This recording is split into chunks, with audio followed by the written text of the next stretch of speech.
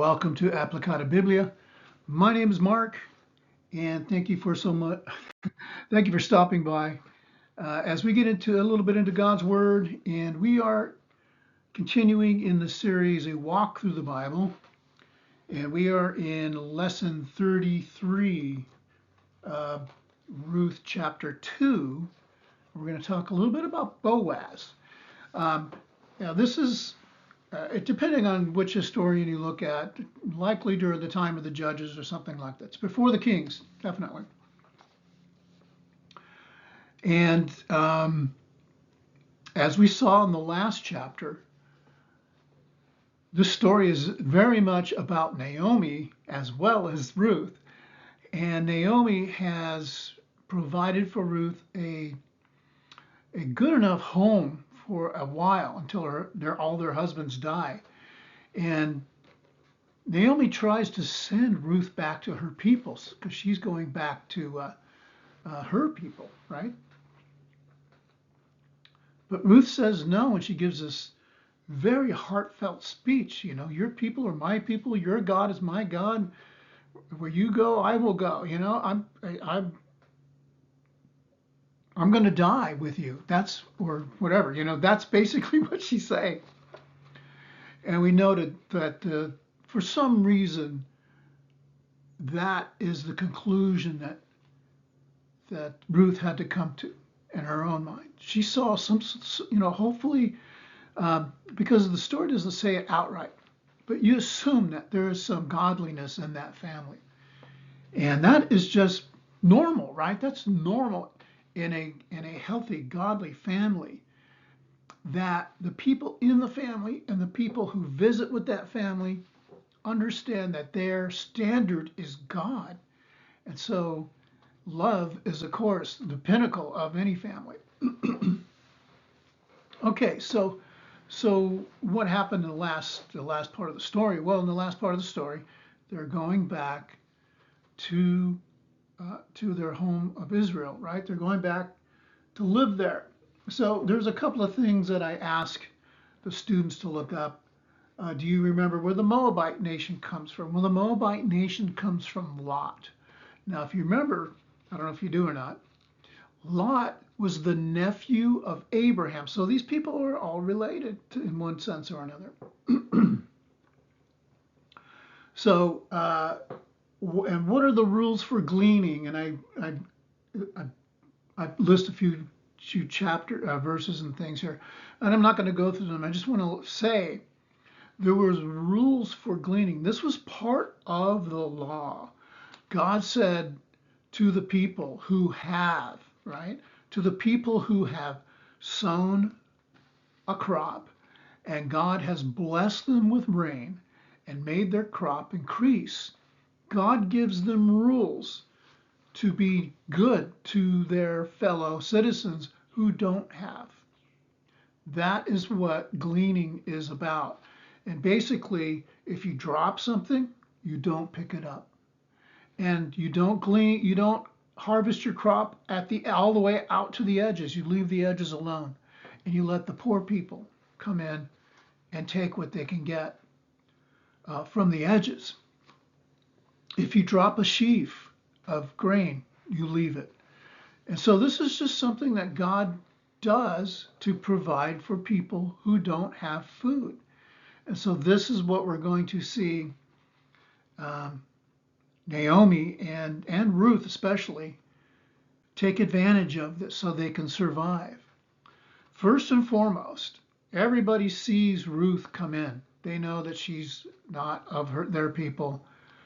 And it's very interesting to see what a good reputation she gets, because everybody knows, as I pointed out, she doesn't have to stay with her mom. That's a very hard thing to try and do because her mother-in-law, is in a very dire strait. So let's pick up the story, chapter 2, verses 1 through 3. Naomi had a kinsman of her husband, a mighty man of the family of Elimelech, and his name was Boaz. So obviously this guy has some wherewithal. He has land, he probably has crops, that kind of thing. And Ruth of Moab said to Naomi, Let me now go to the field and glean among the ears of grain after him, in whose sight I shall find favor. This is not corn. I think the ears of grain here is referring to barley. And she said to her, Go, my daughter. And she went, and she came and gleaned in the field after the reapers. And she happened by circumstance on the part of the field belonging to Boaz, who was of Elimelech's family. Okay, so why would Ruth need to find favor from somebody? Well, just because of what we've been talking about. It's the same thing as if we were to lose a job. If we lost our jobs, or if we have a company and it went bankrupt, and then I look to my family or something to get some support from them, and they say, well, I don't have anything. I can't really do anything. But luckily here's a member of their family that can help them. And God is the one who has already established the system of helping the poor with gleaning. And so she takes up her her position with her mother-in-law and says, I'm going to go glean. What a lovely person this girl is. She's a beautiful person. She just goes right to work. I'll go glean like I'm supposed to. Okay, verses 4 through 13. Behold, Boaz came from Bethlehem and said to the reapers, Jehovah be with you. And they answered him, Jehovah bless you. And Boaz said to his young man who had been set over the reapers, Who is this young woman? And the young man who had been set over the reapers replied and said, She is a young woman of Moab, who came with Naomi from the fields of Moab. Okay, so this has meaning for Boaz. Oh, okay. And she said, Please let me glean, and I shall gather among the sheaves after the reapers. And she came and has remained since morning, even until now. She sat in the house a little while. So he's saying she's been here all day, just picking up things that people drop and just picking up the things that, we're not supposed to pick up. She's been here all day. And Boaz said to Ruth, Do you not hear, my daughter? Do not glean. Do not go to glean another field. So here's this favor, right? This is God's providence. Here's a man with a good heart. Do not glean in another field, and also do not pass through this. You shall stay close to my young women. So here is Boaz, and he's taking care of this young woman who has committed her life to basically struggle. Your eyes shall be on the field which they shall reap, and you shall go after them. Have I not commanded the young men not to touch you? So this was a big deal back then, right? Men, I'm telling these young men, if they touch you, they got to answer to me. When you are thirsty, then you shall go to the vessels and shall drink from that which the young men draw. So he's showing her this great favor. And she fell on her face and bowed to the earth and said to him, Why have I found grace in your eyes that you should notice me? And I, a foreigner. And Boaz answered and said to her, It has been fully revealed to me all that you have done with your mother-in-law after the death of your husband, who was his relative. And you left your father and your mother and the land of your birth and came to a people which you had not known before. Jehovah shall repay your work, and your reward shall be complete from Jehovah and the God of Israel, under whose wings you have come to take refuge. And she said, Let me find grace in your eyes, my Lord, because you have comforted me, and because you have spoken to the heart of your handmaid. And I surely am not as one of your handmaids. And she's not being boastful. She's just saying, You're not treating me like a handmaid. You're just giving me these extra favors. She's very grateful. It's a beautiful exchange. So list the privileges Boaz bestows on Ruth. I think the great big one is none of these men are going to touch you. So what does that tell you? It was not uncommon for that day, right? For the men to probably say things to the women or harass them or whatever. And he's telling his men, you don't do that. You don't do that, or you answer to me. And he's also telling her, don't go to the other fields. He's telling her, you just stay here. You're welcome here. You're welcome here. Now let's understand that Naomi is not Elimelech's uh, relative except through marriage, or Boaz's, right? Boaz and Elimelech are related. So the fact that these women are staying in their old house, it shows that they had a right to that inheritance of that place, but they have nobody to work there. So this was part of their culture during the day. And he's telling her, you just stay here and we're going to take care of you. He's just telling her that. And why was he treating her so well? Because he thinks she's a great lady. He says, you came here and people didn't even know you. This is a foreign land. You're a foreigner.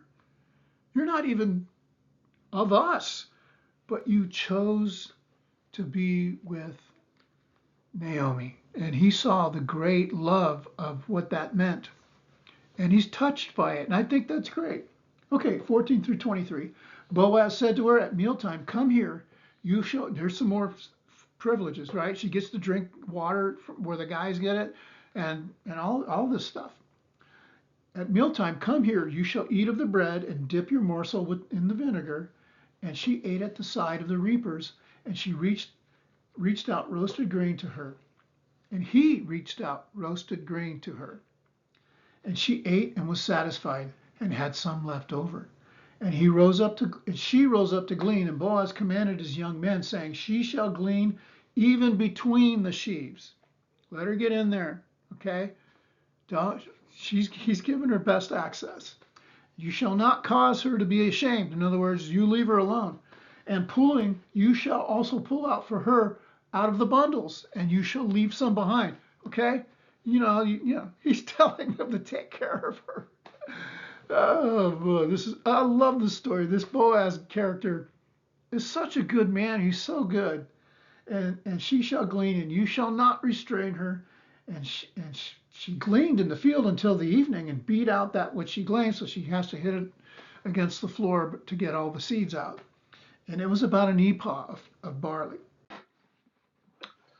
And she took it up and went to the city, and her mother-in-law saw that which she had gleaned, and she brought it out and gave it to her, that which she had reserved, after which she was satisfied.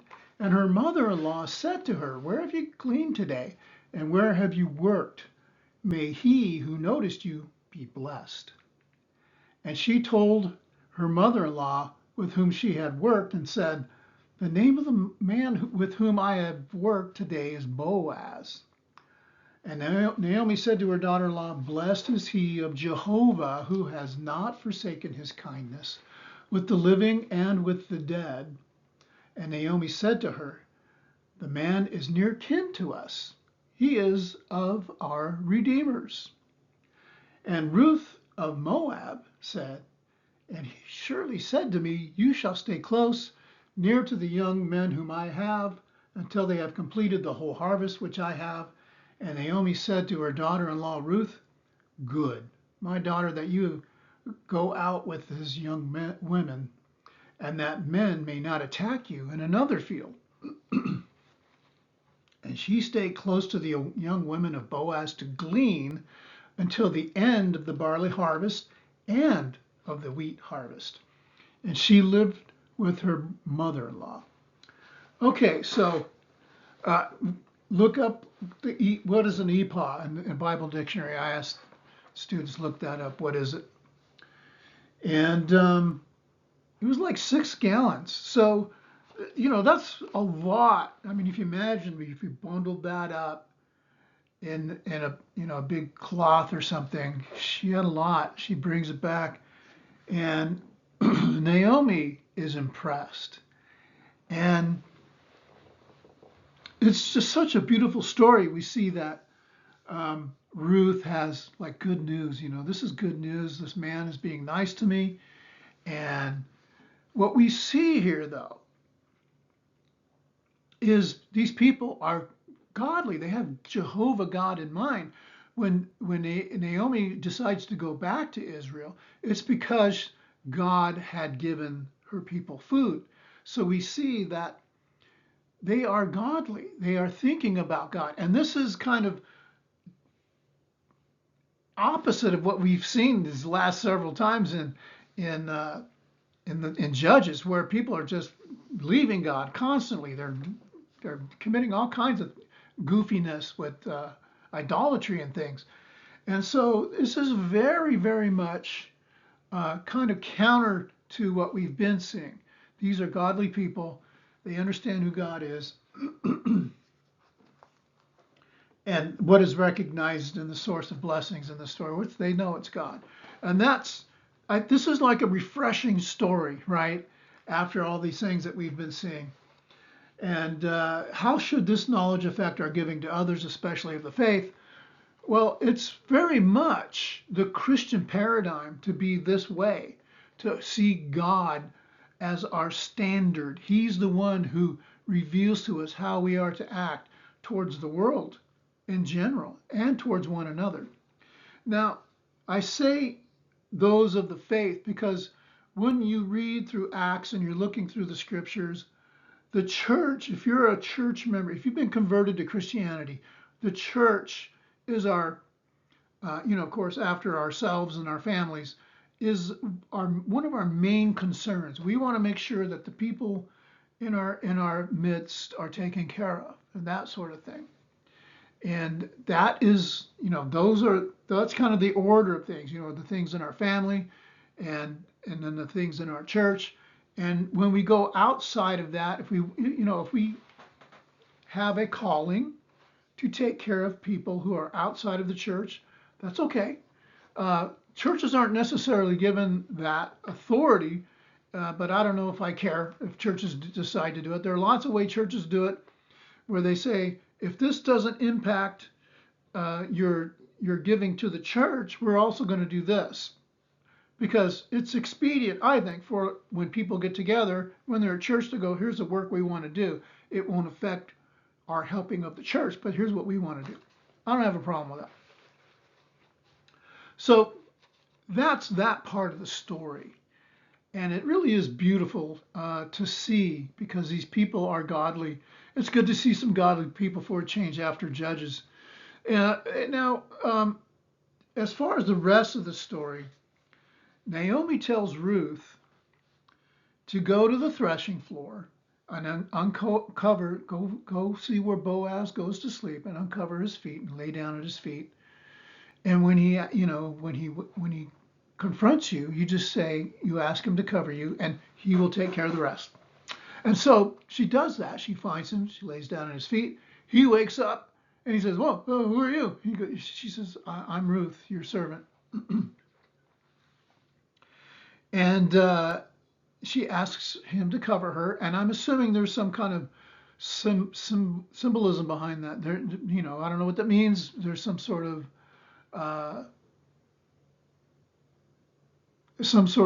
commitment or something. I don't know.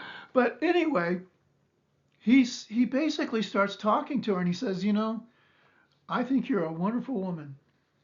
You chose me, and you could have chose these other guys, and you come to this foreign land, and even the people in the town know you. They know you, that you have a good reputation.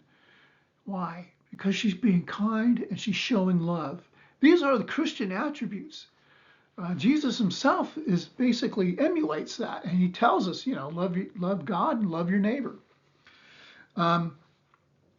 So I'm assuming it. She's saying, I want you to redeem me. And he says, look, and what does that mean? That means, well, I think in this instance, it means take her as a wife. Because he says, there's actually somebody who's before me, in a technical sense, who's closer in relationship to Elimelech, who should be redeeming you before me. And if he redeems you, then good. It'll be good for you. It'll be good for you. But if not, I will redeem you. And for all those reasons that he stated, he loves her. And so, and I'm not saying he's head over heels in love with her like Gaga, ooh, he's just all, can't sleep at night thinking about you. Not that. He's just being kind to her, and he loves her because of she's such a good person. And so, and he's willing to take her on, I think, here as a wife. He's telling her. And so, um, he says, I'm going to take care of this. And she goes home, and Naomi goes, okay, yeah, he will take care of it today. Yeah, he's going to take care of this. He sends her away early in the morning because he doesn't want people gossiping about her that she did this. So he sends her home, and he goes to the gate, and he's waiting for the guy, who can redeem um, Naomi and Ruth, the family of Elimelech. And he calls him over. He goes, hey, cousin, or whatever. He goes, come over here. I want to talk to you. And he says, now look, um, there is somebody of the house of Elimelech who needs to be redeemed. And Elimelech died. And what that means is you will basically take over their property for a time, right? And eventually the property will go back into the name of Elimelech, but for now it's your property and you will take it over. And he says, yeah, I'll do it. I'll redeem her. And he says, okay, well, just know this, that if you redeem her, you need to take on Ruth and bear children with her. Okay, now things are changing. You have to bear children with her so that she will bear children in the name of Elimelech, so that their property will go back to in Elimelech's name. There will be an inheritance, right? And he goes, oh, well, never mind. You do it. And they strike a deal, and in order to seal the deal, they trade sandals. Okay, that was the way they did it. And all those witnesses saw it. And so for them moving forward, Boaz takes Ruth as his wife. And just to be clear,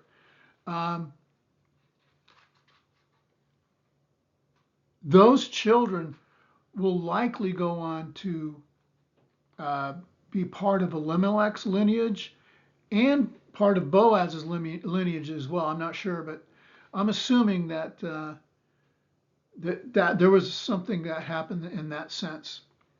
But on top of all of this, this is the important part of it. I'm getting to that. Boaz is in the direct lineage of David, the king, okay, who is in the lineage of Jesus, the Christ. This is absolutely a God story. This is God saying, here are people who are kind and loving, and they will bear a child eventually through their ancestry who's a man after my own heart, and that will be David and Jesus, right? Of course. Now there's a couple of things. Now that's the greatest part of the story, right, in my mind. But another part of the story is that Boaz is not a young guy.